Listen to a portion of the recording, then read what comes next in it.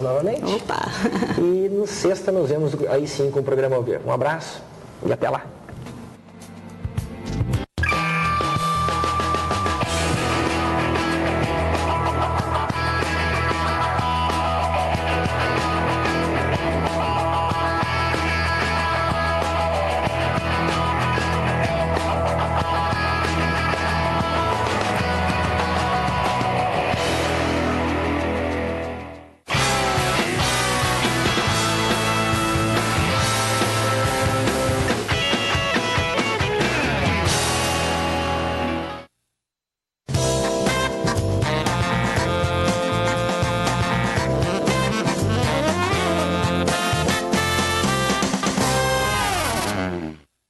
Legal, minha gente, com apoio de Acesso Saúde, está no ar pela TV Transamérica, mais um programa Bate-Papo.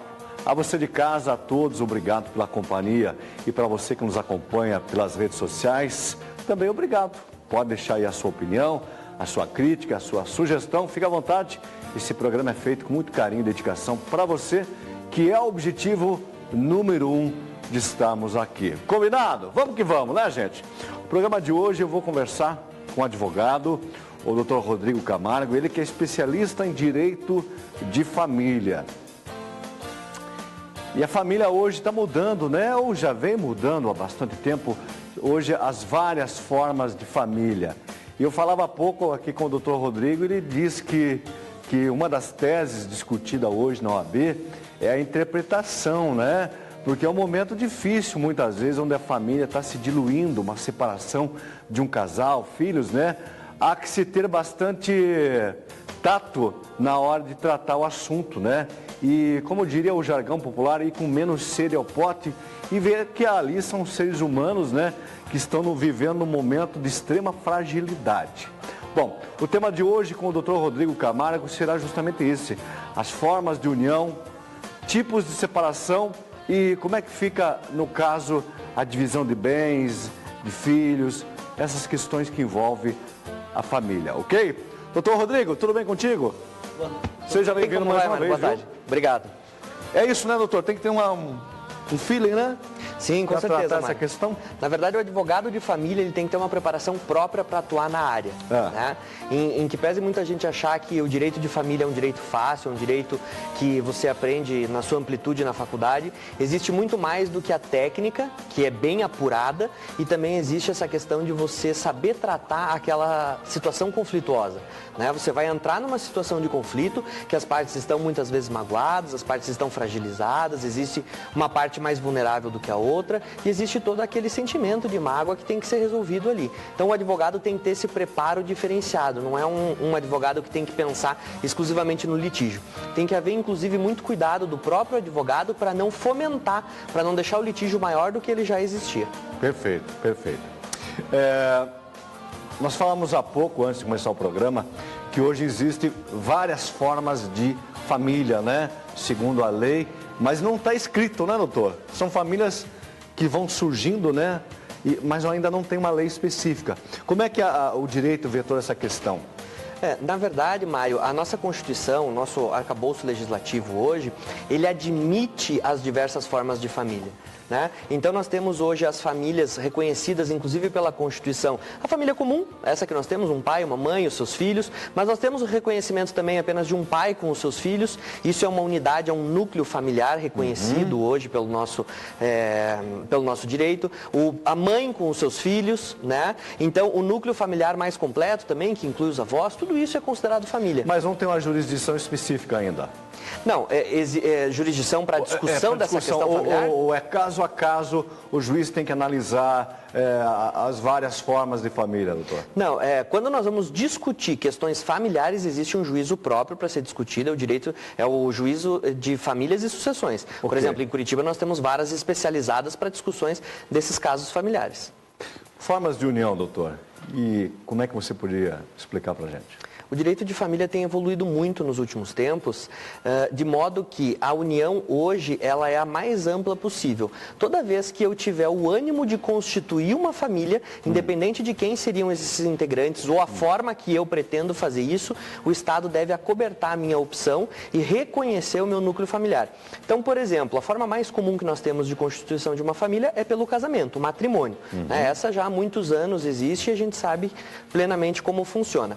Mas também, se eu tenho o ânimo de constituir uma família, começo a me relacionar com alguma outra pessoa, independente de sexo ou, enfim, de qualquer outro pré-requisito, o Estado tem o dever de reconhecer a minha família nessa situação e, se eventualmente lá na frente eu precisar dissolver essa minha união, o Estado tem que reconhecer isso e outorgar os direitos inerentes à família. Então, hoje a gente acompanha que tem muitos casais que muitas vezes não vivem juntos, mas se declaram casados, marido e mulher, como você falou, né, independente do sexo, né? Aquilo pode se constituir uma família, doutor Rodrigo? Sim, com certeza. Mesmo ela vivendo em casas separadas, residências separadas? Sim, porque o direito ele tem que respeitar a liberdade das pessoas, a individualidade de cada um.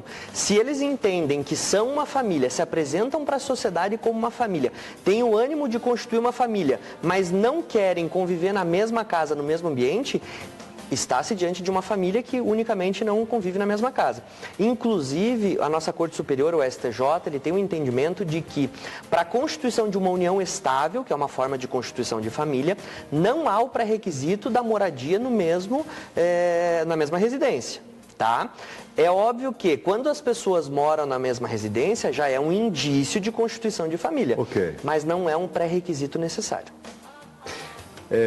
Bom, tudo a gente faz esse bate-papo inicial, porque famílias ou uniões estão sujeitas a se dissolverem, né? O ser humano é um ser mutável e as coisas acontecem. Como que essas pessoas ficam amparadas pela lei nessa possível dissolução dessa, não casamento, mas dessa união, doutor? Vamos lá, o matrimônio, ele tem as suas regras próprias, porque você vai até o cartório, você assina um documento, lá prevê aquelas regras que vai ditar como que vai acontecer essa relação patrimonial, principalmente, e também a relação com os filhos, né? Mas a gente tem, em muitos casos, inclusive hoje uma grande maioria de casais, principalmente os mais jovens, a gente tem visto que eles constituem uniões, passam a morar junto, constituem família, passam a ter filhos, mas não elegem um vínculo contratual, um vínculo no papel. Não tem nada que diz que eles são uma família, em que pese eles se mostrarem para a sociedade, eles terem a pretensão de ser uma família e eles serem efetivamente uma família. Mas no pé da letra não tem um documento. Exatamente. Não tem um acordo pré-nupcial, não tem um contrato que esteja expresso lá, o regime da união, é isso? Exatamente, a regra deles não está escrita.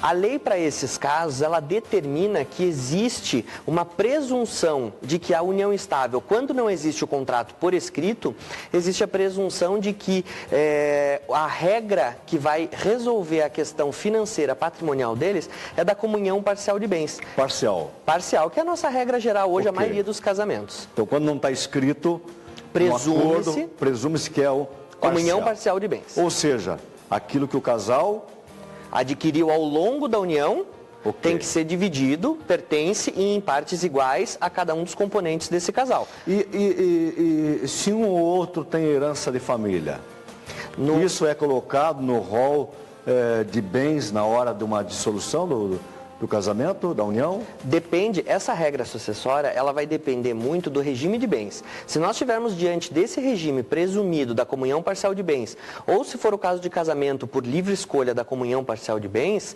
não inclui, não comunica o patrimônio advindo de herança. Por quê? Porque a regra da comunhão parcial de bens, ela presume que aqueles bens que foram adquiridos durante o casamento de forma onerosa, ou seja, foi pago, foi adquirido aquele patrimônio. Se o patrimônio foi incorporado ao patrimônio da pessoa de forma gratuita, ou ele recebeu por doação, ou recebeu por herança, aí não comunica com o seu cônjuge ou com o seu companheiro. Muito bem. Se uma das partes quando iniciou essa união, já tinha lá sua casa própria, seu apartamento, enfim. E lá na frente dissolveu essa união. Esse apartamento, essa casa, que uma das partes levou para essa união, ele entra nessa partilha de bens ou não? Não, ele não entra. A lei também protege esse patrimônio chamado de patrimônio particular, diferente do patrimônio comum. O comum é aquele que é adquirido após a Constituição da União. Aquilo que eu tinha de patrimônio antes da Constituição da União fica reservado como meu patrimônio particular. Eu tenho a opção, se eu quiser que comunique com o meu companheiro, aí eu tenho que fazer um contrato por escrito e lá eu tenho que determinar que eu elejo o regime da comunhão universal. Aí, se eu eleger o regime da comunhão universal, todos os bens que eu adquiri durante a união, independente se for de forma onerosa, foi pago por ele, ou se foi recebido de forma gratuita, doação ou herança, vão se comunicar, esse é na comunhão universal. Universal. Universal, okay. Comunica tudo, para frente e o para trás também, tá? Então, no da universal, se eu tinha um apartamento, tinha uma casa, vai se comunicar. No da parcial, que é o presumido, quando não tem regra nenhuma, não se comunica aquilo que eu tinha para trás, só aquilo que aconteceu dali para frente da união. Imóvel adquirido no formato financiamento, já na união andando. O casal lá estão juntos e adquiriram um imóvel desses a perder de vista. Na hora de uma dissolução, como é que é entendido isso, doutor? Como que eu vou simular 2 exemplos aqui para ficar mais claro para o pessoal que está nos assistindo.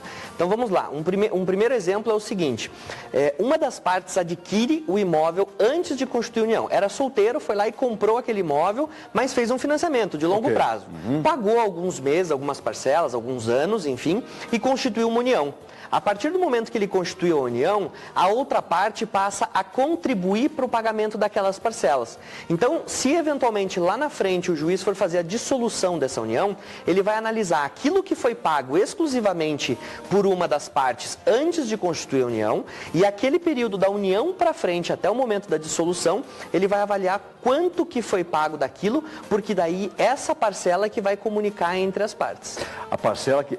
perfeito. Aquilo que foi pago durante a união. Não necessariamente tendo que uma das partes provar que também contribuiu com a parcela. Existe uma presunção. Exatamente, existe uma presunção. Quando você constitui uma união estável, é muito importante que se verifique isso. Nos casais, principalmente, eu nem diria que nos casais atuais, mas é uma regra, né? A gente tem os acordos entre os casais. Olha, vamos ter filho? Vamos, mas poxa, eu não gostaria de deixar meu filho muito novinho na escola, não gostaria de deixar com pessoas que cuidem, ou deixar com a mãe, ou deixar com qualquer outra pessoa. Então vamos fazer o seguinte, você para de trabalhar, eu continuo trabalhando, então eu faço o trabalho fora e você faz o trabalho dentro. Então existiu uma divisão de trabalhos ali.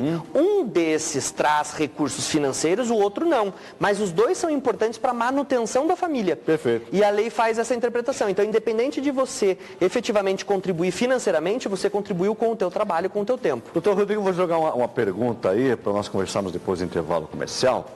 Durante muitos anos, a mulher foi tratada como a do lar, né? Sim. A mãe, aquela que dedicou uma vida toda no cuidado do marido e dos filhos. Isso era comum, não nas décadas atuais, mas a mulher sempre ficou lá, a do lar, né? Ah, trabalha? Não, eu sou do lar, né? Sim. Porque a mulher trabalha bem mais em casa, muitas vezes, né? Numa separação, a lei protege essa mulher que ficou a vida toda dedicada ao lar. De que forma? Quero que você explique isso para a gente depois do intervalo comercial, tá bom? E vamos também falar sobre a partilha de bens, né? Os filhos, né? Como é que é tratado? Que eu acho que é uma questão que dá muita briga também, né, doutor?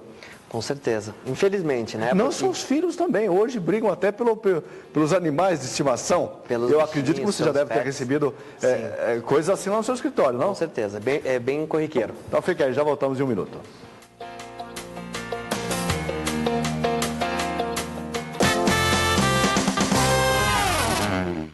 Existem 3 maneiras de ter acesso à saúde: sistema público, plano de saúde e particular.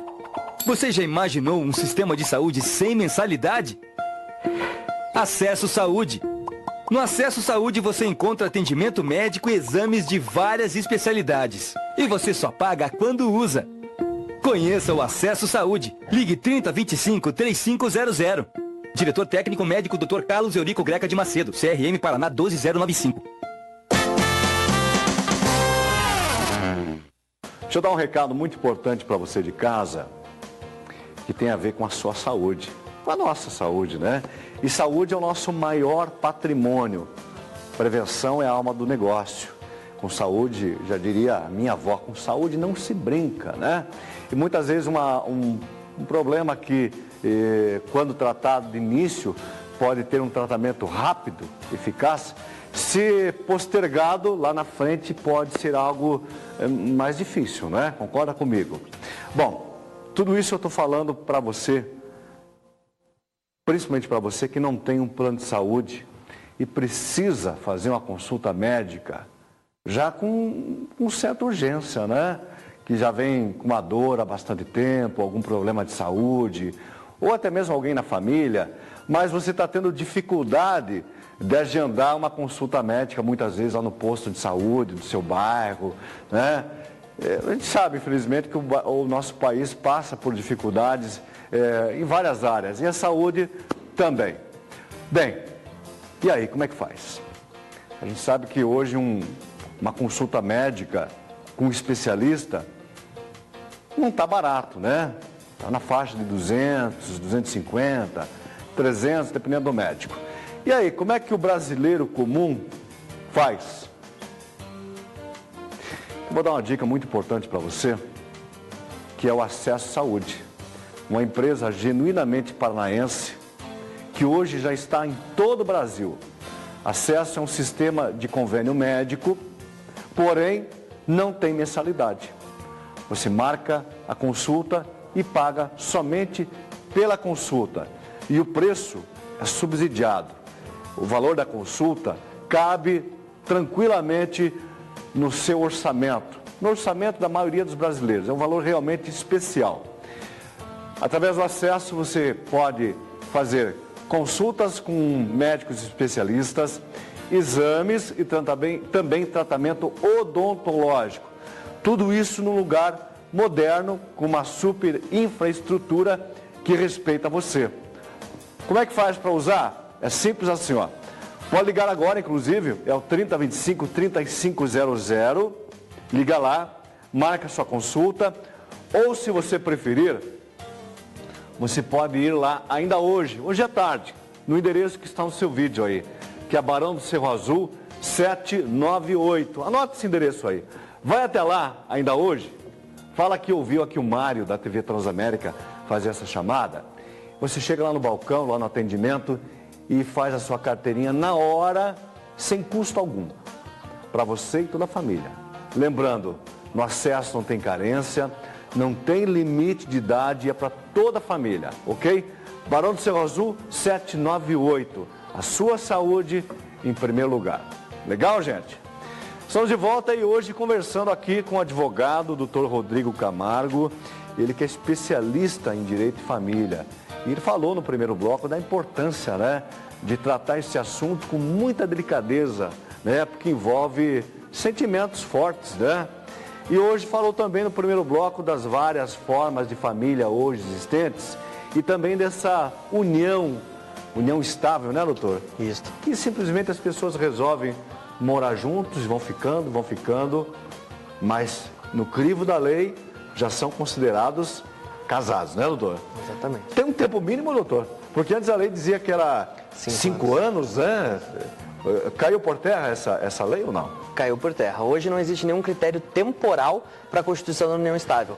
Tanto é verdade que você não sabe exatamente aonde começou a tua união estável. Puxa vida. Porque, via de regra, você não constitui uma união estável. Diz, olha, nos conhecemos, quer ser minha companheira, vamos iniciar uma união estável. Isso não é comum. O comum é que você comece namorando a pessoa, quando você vê, você começa a posar uma vez, outra na casa da pessoa, aí quando vê já tem uma porta do armário, já tem algumas coisas suas lá. Cuidado, viu? Tem que tomar cuidado, isso não. Esse é o princípio, né? Esse é o princípio da Quando vê, opa, tô casado, nem queria. Quando vê, você já está ocupando um espaço maior do que a outra parte no armário. Aí já ficou mais complicado. Então, assim, as regras hoje para a constituição da união estável é o ânimo de constituição familiar, a apresentação para a sociedade de forma pública, esse ânimo de constituir família, ou seja, eu tenho que me apresentar, não a minha namorada, ou a minha ficante, ou qualquer outra terminologia que você adira aí.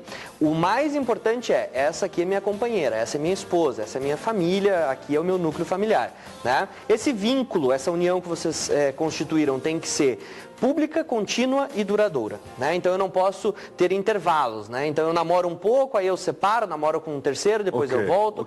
Então isso aí já quebra essa continuidade para que seja reconhecido o vínculo. Perfeito. Doutor Rodrigo, fala um pouquinho para as mulheres, né? Para essa mulher do lar. Ela está amparada pela lei, doutor?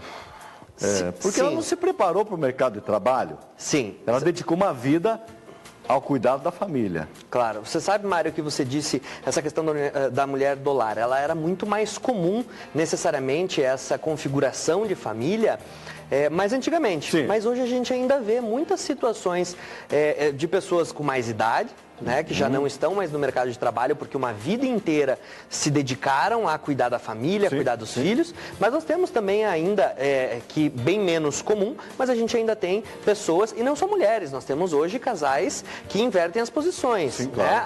As mulheres vão para o mercado de trabalho, hoje a mulher tem competência igual a dos homens, hoje a gente sabe que ainda existe no mercado uma diferença salarial, mas cada vez mais tem havido uma tendência de redução dessa situação, então hoje as mulheres estão em pé de igualdade no mercado, ou pelo menos a tendência é que fiquem cada vez mais em pé de igualdade, e tem famílias que os homens cuidam de casa, cuidam, lavam, passam, cuidam dos filhos, arrumam a casa, espera a mulher com janta. É um homem do lar. Existe perfeitamente. Hoje a nossa sociedade moderna tem admitido isso perfeitamente. Ou seja, a lei então protege a pensão de alimentos para a esposa ou não? Eu não diria apenas para a esposa, já que nós colocamos essa dualidade, essa possibilidade, tanto o homem como da mulher. Esta pessoa que não vai ao mercado de trabalho, compõe uma família, faz um acordo com a outra parte, faz um acordo com o seu companheiro, com a sua companheira, e diz o seguinte, olha, eu vou ficar em casa e você vai trabalhar. Okay. Fazemos essa configuração ao longo de alguns anos. Essa pessoa que ficou em casa está fadada a ter uma dificuldade muito grande de reinserção no mercado de trabalho. Ela vai precisar fazer algum curso técnico, alguma preparação, tem que ter algum tipo de estudo, algum tipo de preparação para conseguir se reinserir no mercado de trabalho. E tem que tomar muito cuidado critérios de saúde também, eventualmente a pessoa já não tem mais uma boa saúde, e critérios da idade também. A gente sabe que o mercado de trabalho tem uma resistência muito maior quanto à idade, na medida que a idade vai passando. Então a lei, quando vai analisar esse tipo de caso, seja o homem, seja a mulher, ela vai analisar, poxa, você dedicou anos da tua vida à família e ficou fora do mercado de trabalho. Até que você consiga se reinserir no mercado de trabalho, a outra parte vai ter que lhe auxiliar financeiramente. Então vamos tirar aqui numa separação o patrimônio. Somente a pensão de alimentos. A pensão de alimentos, até então, eu imaginava que ela seria somente para um casal que tem filhos. Se eles não constituíram filhos, numa dissolução, essa pensão de alimentos ainda deve ser paga, doutor Rodrigo? A pensão alimentícia são duas modalidades que nós vamos tratar agora. A primeira delas é pensão destinada aos filhos, ou seja, aquele que sai de casa, aquele que já não está mais no lar, tem que continuar contribuindo com os filhos. A forma que ele vai passar a contribuir, que anteriormente ele pagava as contas ou ela pagava as contas, a partir de agora essa pessoa, esse pai ou essa mãe que já não estiver mais na posse dos filhos, já não estiver mais junto com os filhos ali, vai contribuir pagando um valor mensal que nós intitulamos... Só fazer um adendo aí. Qual o percentual que ele tem que pagar? Essa pensão de alimentos para os filhos, para a manutenção dos filhos, quando ele sai do lar. A lei não estipula um percentual. A lei determina esse encargo ao juiz. Ele que vai avaliar qual que é a condição financeira dessa pessoa que vai pagar. Mas tem um mínimo, a pensão alimentícia. Não existe também nem mínimo nem máximo. Não o que tem. Nós encontramos hoje na jurisprudência é que vai variar muito dentre dois critérios, entre 10% e 30% daquilo que a outra pessoa ganha. Agora vamos supor, se a pessoa tiver uma renda muito alta, às vezes o mínimo é muito, e aí o juiz vai ficar fixar um pouco abaixo. E se a pessoa tiver um salário muito baixo, às vezes 20% ou 30% é pouco. Eventualmente o juiz vai ter entra a lei do bom senso ali. Exatamente, o juiz ele vai analisar essa situação. Essa é uma modalidade. Então, a pensão de alimentos para os filhos como forma de uma das partes compensar a saída dele do lar. Exatamente. Qual é a outra modalidade, doutor Rodrigo? A outra modalidade é independente de haver filhos ou não. Pode ser que existam filhos e que tenha já uma pensão fixada para os filhos, ou pode ser que não existam filhos, e aí vai se discutir essa necessidade de proteção do companheiro ou da companheira que ficou fora do mercado de trabalho, que não tem condições de trabalhar e de prover para si de forma autônoma sozinho. Okay. Tá? Então, se for verificada essa situação, o juiz, analisando o caso, pode fixar, independente da pensão dos filhos, uma pensão para esse ex-companheiro ou para essa ex-companheira, analisando caso a caso. Mas essa pensão para o ex-companheiro ou companheira, ele é por um prazo determinado ou não tem? Por muito tempo, os nossos tribunais tinham o entendimento de que existia uma vitaliciedade nessa verba.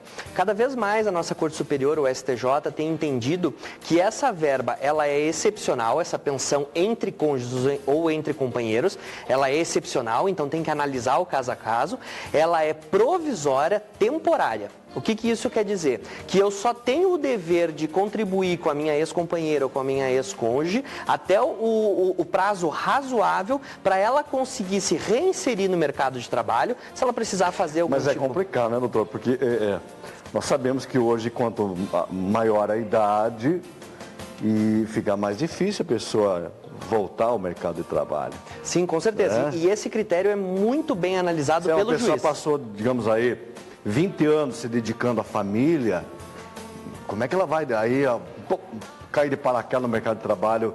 Ela vai ter que se preparar, vai ter que estudar e vai ter que contar com vários fatores para voltar ao mercado de trabalho. Nós temos que compreender, o que o juiz vai analisar é o seguinte: se essa pessoa tinha 18 anos quando constituiu o casamento, passou 20 anos cuidando de uma família, os filhos já estão maiores, já saíram de casa, enfim, só ficou ela e o companheiro. Mas em que pese tenha passado 20 anos, ela está com 38 anos, ela já não é uma pessoa incapaz, ela ainda está plenamente produtiva. Já muito diferente se a pessoa tiver 60, 65 anos, o juiz já vai analisar de forma absolutamente diferente. Então é a questão, aquilo que a gente conversou lá no início, tem que ter uma forma bastante sensível para tratar questões de família. Cada caso é um caso, não é isso? Cada caso é um caso. Filhos. Qual é a regra básica? Quem fica com os filhos numa separação?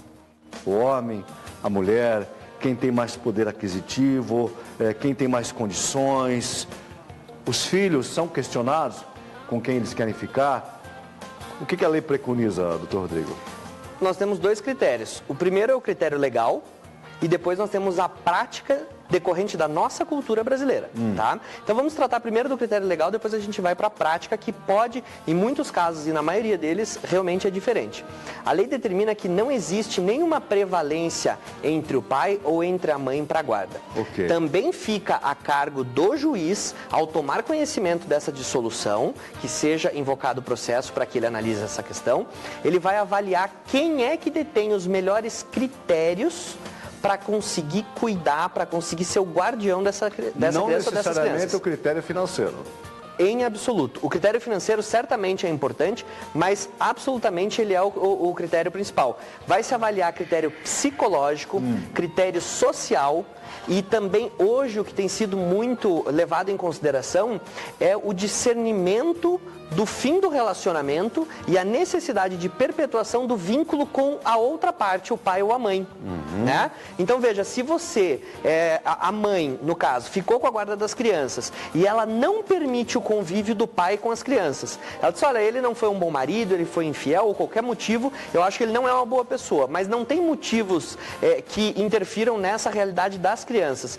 E ela não permite esse contato, o juiz vai avaliar isso, vai entender como atos de alienação parental e ela corre o risco, inclusive, de perder a guarda como uma sanção mais grave. É um outro processo, é mais um outro processo. Eventualmente. Mas na hora da fixação da guarda, o juiz vai analisar. O pai ou a mãe tem um critério social positivo, tem condições financeiras, tem um lar, tem características psicológicas que admitem cuidar dessa criança. Quem que tem melhores condições? O objetivo maior é o bem-estar das crianças. Perfeito. É isso? Sempre. Uma última pergunta para a gente encerrar. As crianças são questionadas se quer ficar com o pai, com a mãe, ou não é interpretado esse aspecto? Na verdade não Por julgar que de repente elas não têm uma maturidade emocional? Não é feita essa pergunta diretamente, mas as crianças, elas participam de um processo interdisciplinar. Né? Quando você propõe um divórcio, quando existe uma questão de disputa de guarda, o juiz vai determinar a realização de um estudo psicossocial. Então vai existir um contato com o pai, com a mãe e com os filhos de um psicólogo e também, eventualmente, de um assistente social. E ele vai avaliar. E ele vai fazer a avaliação de quem que detém as melhores condições para a guarda. Doutor Rodrigo, esperamos aí a sua participação num outro programa para a gente falar sobre essa alienação parental, que também é um assunto que dá muita discussão. Com certeza. Muito obrigado por sua presença. Eu que agradeço, Mário. Minha gente, mais uma vez, obrigado aí pela companhia nessa tarde de quarta-feira. Obrigado a todos e até amanhã, se Deus quiser.